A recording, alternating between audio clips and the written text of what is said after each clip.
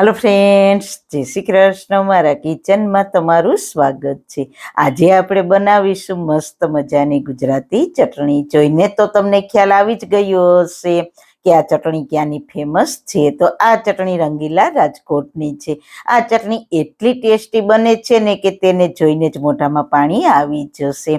आ चटणी तमे कोई पण फरसाण साथे खाशो तो खूब ज टेस्टी लागशे, जेवा के भजिया, समोसा, सेन्डवीच, ढोकळा, भेळ, थेपला, वेफर के खाखरा ऊपर लगावीने खाशो ने तो मस्त मजा आवशे। तो चलो सुपर टेस्टी रेसिपी बनाववानुं स्टार्ट करीए।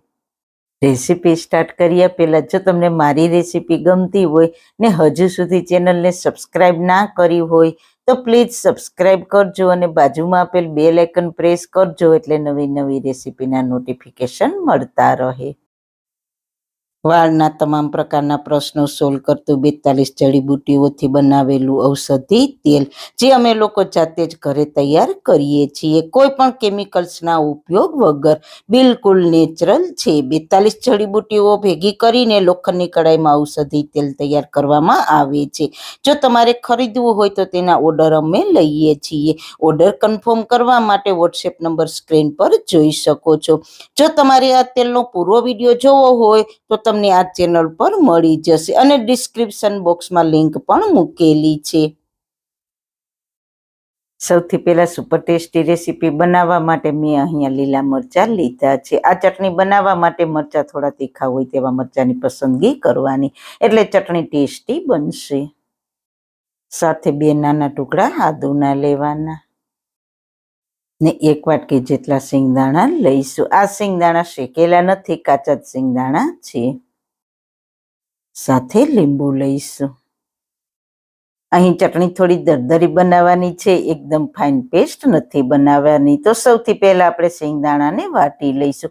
ઘણીવાર એવું થાય છે કે સિંગદાણા અને મરચાં બધું સાથે વાટીએ તો સિંગદાણા અડધા આખા ભાગા રહે છે, એટલા માટે પહેલા સિંગદાણાનો ભૂકો કરી લઈશું।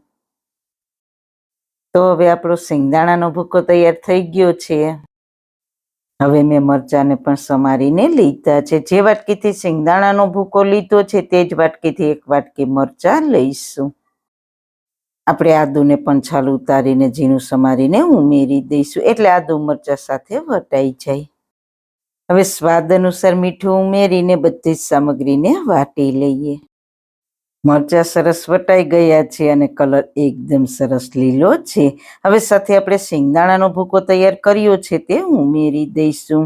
આપણે આમાં પાણી બિલકુલ ઉમેરવાનું નથી। પાણીના બદલે આપણે અડધા લીંબુનો રસ ઉમેરીશું, કારણ કે આપણે આમાં એક સામગ્રી એવી ઉમેરવાની છે જેનાથી ખટાશ આવશે। તો તે છે લીંબુના ફૂલ। 1 ચમચી લીંબુના ફૂલ ઉમેરીશું। લીંબુના ફૂલ ઉમેરવાથી ચટણીનો કલર આવો ને આવો જ રહેશે અને સાથે ખટાશ હોવાથી લાંબા સમય સુધી બગડશે પણ નહીં અને એકદમ ફ્રેશ રહેશે। હવે ફરી આને મિક્સરમાં એક આંટો ફેરવી લઈશું। વધારે પીસવાની જરૂર નથી, તો ફક્ત એક આંટો ફેરવીને મિક્સ કરી લીધું છે। તમે જોઈ શકો છો હજુ ચટણીનો કલર લીલો છે, તો થોડો પીળો કલર આવે તેના માટે અડધી ચમચી હળદર પાવડર ઉમેરીને ફરી એક આંટો ફેરવી લઈએ। જુઓ તમે, ચટણી મસ્ત મજાની તૈયાર છે। આપણે આમાં પાણી ઉમેર્યું નથી એટલે બગડવાની બિલકુલ શક્યતા નથી। આને તમે કાચના કન્ટેનરમાં ભરીને ફ્રીજમાં લાંબા સમય સુધી સ્ટોર કરી શકશો। સાથે કલર પણ આવો ને આવો જ રહેશે। તો મિત્રો, અત્યારે ઉનાળામાં ધાણાભાજી મોંઘી છે, તો તમે ધાણાભાજીના ઉપયોગ વગર પણ એકદમ ટેસ્ટી ચટણી ઘરે બનાવી શકો છો અને એ પણ બજાર કરતાં ચોખ્ખી અને સસ્તી। તો જરૂર એકવાર ટ્રાય કરજો।